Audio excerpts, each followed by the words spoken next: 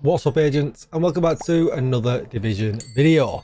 Today we're going to look at a Pestilence build that has taken me weeks to put together. There is some real hard pieces to farm with this, so I'm really hoping that it's going to be worth it. Before we get into it, don't forget to like, share, comment and subscribe. And let's get into it. Well, let's almost get into it. So for celebrating Far Cry's birthday, Ubisoft has very kindly given me some keys for PC only for Far Cry 6, and I'll pick one lucky winner from the comments down below. So be sure to like the video and put a very nice comment down below, and I'll just pick one absolutely randomly if it makes me laugh. With all that said though, let's get into the build. Right, so there is a couple of caveats when it comes to this build. I really do think that this build is better played solo. I'll give you team alternatives in a little bit when we get into the build in more detail, but I'm just going to put that well out there at the moment. It's completely damaged base because we absolutely wanted to see how much damage we could get with the gun itself and the tick damage from the Pestilence itself as well. So we've not thought about survivability in any way whatsoever. Them kind of builds will come later. Now I've got some very key pieces. So we have got perfectly unstoppable force on the backpack, so let's get that dinked right up. You can see it building up at the bottom. This is the reason why I recommend it to be, you know, a solo build rather than a team build. So we're at the top now, and we look like we've got Pestilence not quite at the top there. Let's see if we can get one where it's at the top. This one should do it. There we go. So it's at the top there. So you can see it's not quite there actually, because I know I've got 1-4. Yeah, 1-4-5-4. You can see that ticking away there at the moment. 1-4-5-4, and we can see that in the log at the bottom. Now there is one thing to take into account with this. You can actually make it stronger, obviously, by expertising the gun. So 1-4-5-4 is what it is right now. But if I go into expertise, I find the Pestilence. I know it sounds obvious, you can make it stronger, but not only does it make the gun stronger, it makes the ticks stronger as well, because weapon damage is what makes them stronger. So you can see at the moment I'm at 13%. I've got enough components here to upgrade it to 14. So now it's 14%. And if we go back into it, oh, it's still going. So now you can see we're 1-4-5-9. It doesn't look like it's exactly 100%. Hang on, was that an armoured based tick? 1-4-5-9. Yeah, so we've gone up, you see. So not only is your shooting going to be better the more expertise you've got with this build, the ticks are also going to be crazy good as well. You know, almost 1.5 million a tick is nothing to be slouching at. And obviously, if you're playing solo, you know, getting max damage on this is definitely going to be quite, you know, easy to achieve. And as you can see, even if you don't shoot, Unstoppable Force is staying procced because, you know, the Pestilence ticks are getting the kill, and therefore Unstoppable Force stays up. So that's great. So let's go and give this a go at Federal Emergency Bunker. I heard a Discord tick then, and I've not even got Discord turned on. I'm just trolling you guys at this point. Alright, so Federal Emergency Bunker. We'll go heroic. I mean, we don't really need directives on to prove that it's any good. Doesn't make it any difficult. I mean, we could put some directives on. Fog of War. Yeah, fragile armor. I mean, it's scuffed, but it is what it is. We can give them special ammo, which could go against us, but I guess we will see. The federal shelter should be beneath your current position. Find a way down there. I am going to try and hang back a little bit, get the Pestilence stacks going. Else if I'd reloaded my gun before I went into combat, there's all my advantage gone. What you'll find, I think at the moment though, the Pestilence, although it still works really well, I think the enemies have got the resistance to the Pestilence tick, which should have been for PvP only, but it seems that it was given to NPCs as well.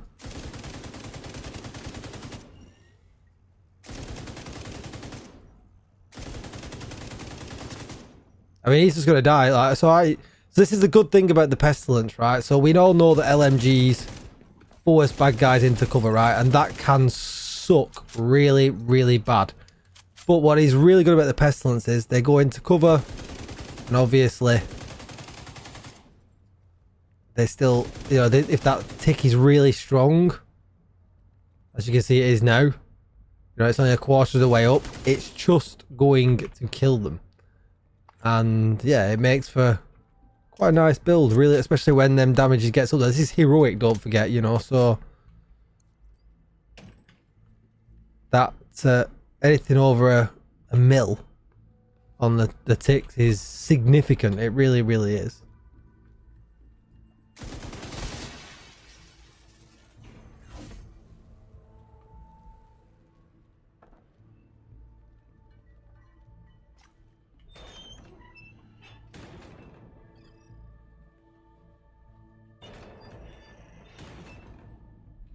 Let's see how it gets on in this area. There's quite a lot in this area, so You know that bitch hiding from us was at Roosevelt Island. don't swear, please. NPCs, don't swear. To get an evac and fucked over Emily.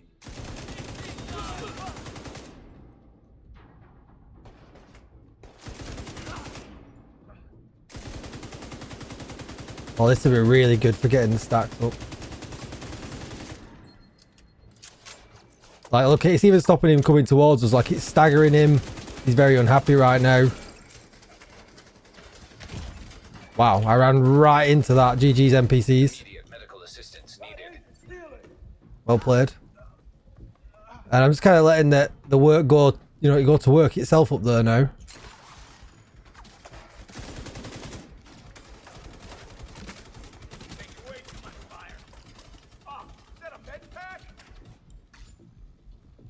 Throw a decoy out.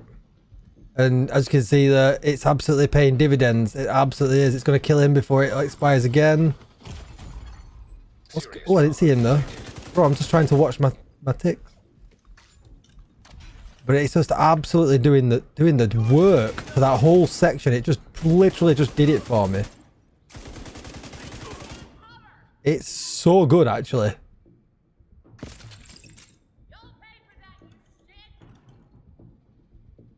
No, I had no idea it was actually going to be as good as what it actually is.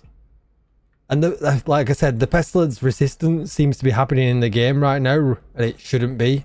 It should be for PvP only. So there's only, you know, if that gets fixed, what we're saying, it's going to get even better. They didn't give the Pestilence a buff with Project Resolve, which seems like a bit of a missed opportunity, really. It's not possible.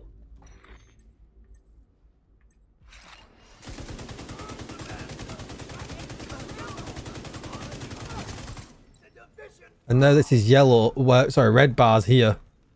Oh, is that gonna get me right on? It is, absolutely. What a grenade, what a Molotov. But it doesn't matter, we're just gonna sit here and, oh hang on, we didn't get enough shots on, we got some dead. But we're just gonna sit here and chill. That's what we're gonna try and do anyway.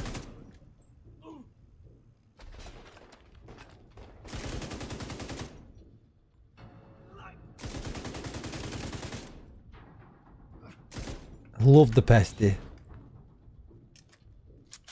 Do not love fire.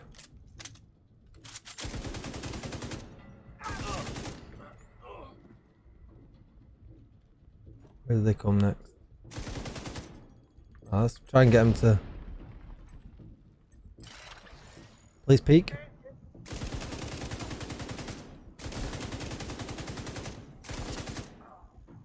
Peek some more, please. The damage is crazy when it gets going. Like, the damage goes really crazy good. Right, so let's go through the build. I've taunted you enough with the praising of it. Let's get straight into the build. So obviously you're going to want gunner with LMG spec'd into it. Obviously you get armor on kill, we get rate of fire increase, we get the reload increase. All good things. Just makes absolute perfect sense to run gunner. And you can also run Banshee Pulse if you wanted to as well. I know some people would like to run that. Then the star of the show, obviously the Pestilence. Now, the best way I found to run this for this build, to get you to the most damage that you're going to want to get to, was to run critical hit chance. I know that's going to be controversial when I say that here, but hear me out. As you could see in the game, we don't only fight, you know, just elites. We have a lot of times, especially like Black Tusk, you know, and things like that, where we're fighting health enemies. And to even out the playing field and to get the most all-round damage, you're definitely going to want to run critical hit chance. You could go rate of fire, but I would advise that to a more RPM based build. So maybe if you are running strikers, or you're running I forget the other name of the set, it's just slipped my mind, where you can go from cover and you can get the RPM increase as well.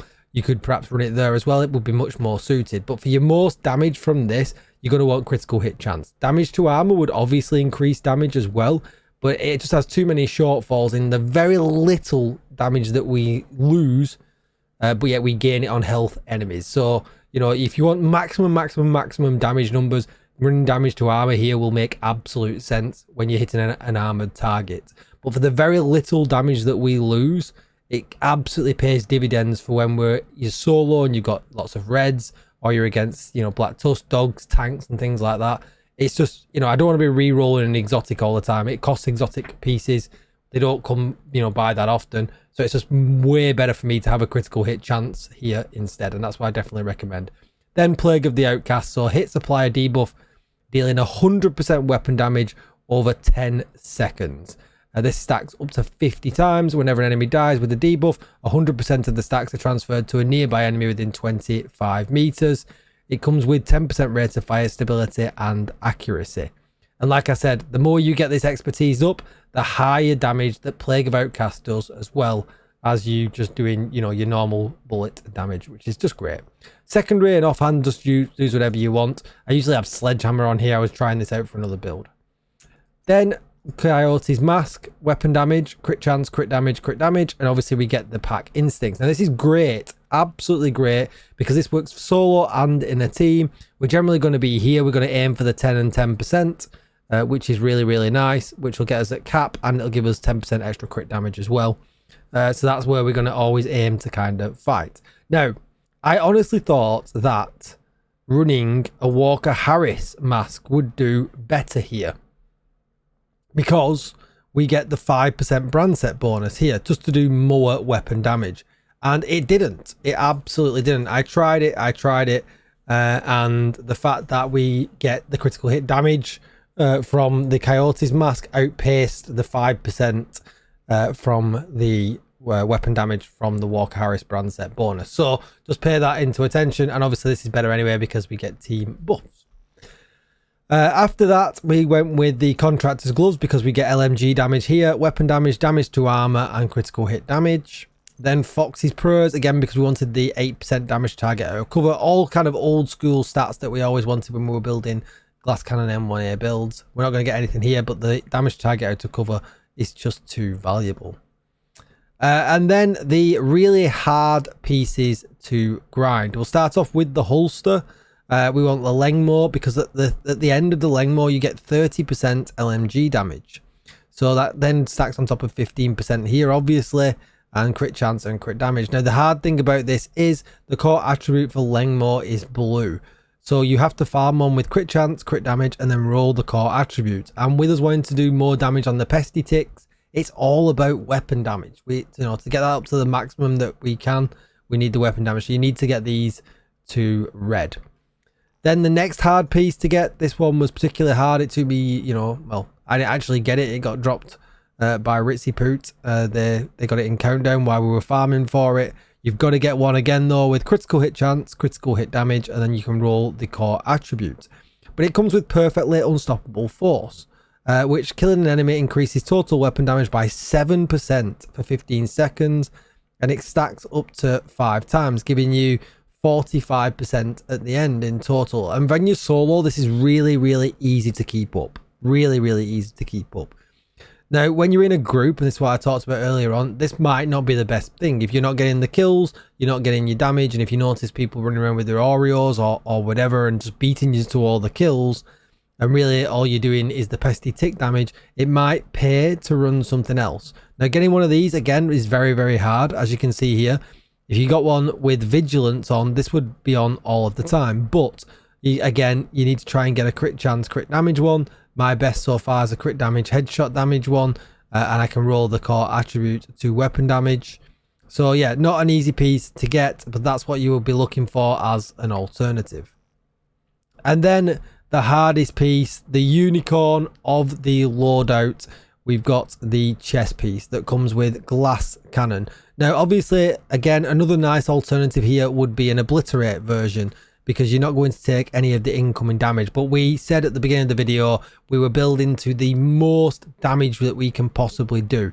I crafted this piece, as you can see here at the bottom. Lengmore's been for sale, allowing me to buy and then trash pieces with a Warney character and then just craft to my heart's content. It did cost me quite a bit in optimization, but now I've got it. You know, the 2 weeks of farming was entirely worth it. So, you know, you can see a crit chance, crit damage in the mod slot with glass cannon, which gives us 25% amp damage and then 30% LMG damage. Then you can use whatever you want for the skills. Like I said, a revive, hive, decoy, banshee pulse, defender drone, whichever you like using best. If we were to look at the stats, you can see I'm at 49.5% crit chance. We're relying on the Coyote's mask to top that up to 60%, well, 59.5. And then we're at 141% crit damage, which again would be 151% because of the Coyote's mask, or maybe even higher. 85% headshot damage, 8% armor damage, and obviously we have the damage to target out of cover from the knees that doesn't show in the stat menu. And that's going to be it. You know, it's crazy good.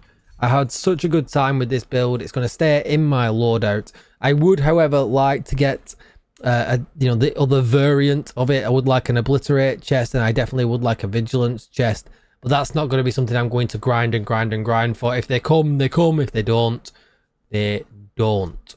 But that's going to be it for the video. I really hope you enjoy this. Don't forget to like, share, comment and subscribe to help me out. This really did take a long time to put together, so I really would appreciate your support on the video. And like I said, this, you know, I've got a code for Far Cry 6 to give away, so if you fancy that, I'll give that away to one lucky person that's liked and commented down below. Thanks for watching, agents. Oh, and one more shout out. We've got a brand new Shepherd role in my Discord. If you need any help whatsoever, or you want to be a DJ Tickle team Shepherd, join the Discord. Links in the description down below. You can at them in the social, just go at Shepherd, and they will help you out. They'll, you know, get you through incursions, raids, all that other stuff, you know. Or if you just want to play, you know, you can do that as well. Thanks for watching. I said I really have talked too much. This has been a longer video than normal. I hope you have a wonderful day. See you in the next one. Bye.